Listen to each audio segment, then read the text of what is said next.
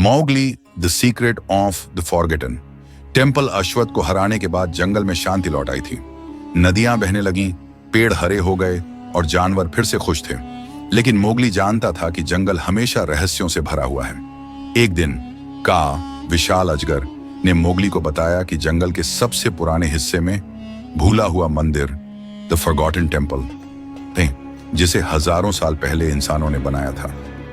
उस मंदिर में एक शक्ति छिपी है जिसे अगर कोई गलत हाथों में ले ले तो पूरा जंगल नष्ट हो सकता है।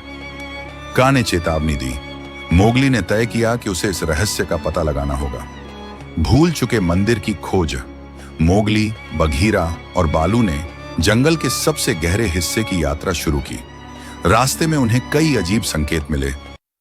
पत्थरों पर उकेरे गए पुराने चित्र जिनमें कोई रहस्यमयी शक्ति दिखाई गई थी। झरनों के पीछे छिपी गुफाएं जहां घुप अंधेरा था। रात में चमकते जंगली फूल जो संकेत कर रहे थे कि वे किसी रहस्यमयी जगह के पास हैं। अंत में वे एक बेपुराने खंडहर बाण के पास पहुंचे। यह था भूला हुआ मंदिर, लेकिन वे वहां अकेले नहीं थे।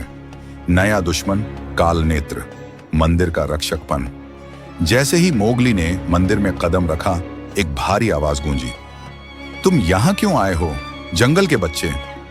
मंदिर के अंधेरे से एक विशालकाय गोरिल्ला निकला। उसकी आंखें लाल थीं और उसका शरीर पत्थरों जितना मजबूत था।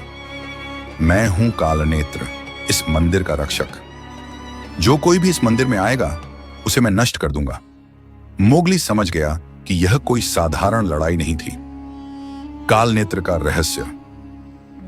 बघीरा ने मंदिर की दीवारों पर बनी तस्वीरों को ध्यान से देखा और कहा, यह गोरिल्ला हमेशा से मंदिर का रक्षक नहीं था, इसे किसी ने श्राप दिया है। बालू ने कहा, अगर हम इस श्राप को तोड़ दें तो शायद यह हमें नुकसान नहीं पहुंचाएगा। मोगली ने हिम्मत जुटाई और कहा, कालनेत्र, अगर तुम सच में इस मंदिर के रक्षक हो तो हमें बताओ कि यह शक्ति क्या है। कालनेत्र कुछ पल चुप रहा, फिर उसकी आंखों में दर्द उभर आया। यह मंदिर एक महान शक्ति को छिपाए हुए है, चंद्रकंठ मणि। जिसके पास यह मणि होगी वह पूरे जंगल पर राज कर सकता है। मोगली चौंक गया। अगर यह मणि किसी गलत इंसान के हाथ लग गई तो जंगल नष्ट हो सकता था। अंतिम चुनौती, मणि को बचाना। लेकिन तभी जंगल में हलचल मच गई। एक नया खतरा आ चुका था। धूम्र जनजाति के बचे हुए लोग। उनका नेता सन वरुणदार मंदिर तक पहुंच गया था और वह मणि को पाना चाहता था। अब जंगल पर इंसानों का राज होगा।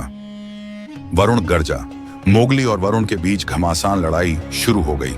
बघीरा और कालनेत्र ने मिलकर वरुण के सैनिकों को रोका।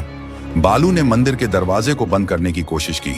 मोगली ने अपनी चालाकी से वरुण को मंदिर के सबसे खतरनाक हिस्से में फंसा दिया।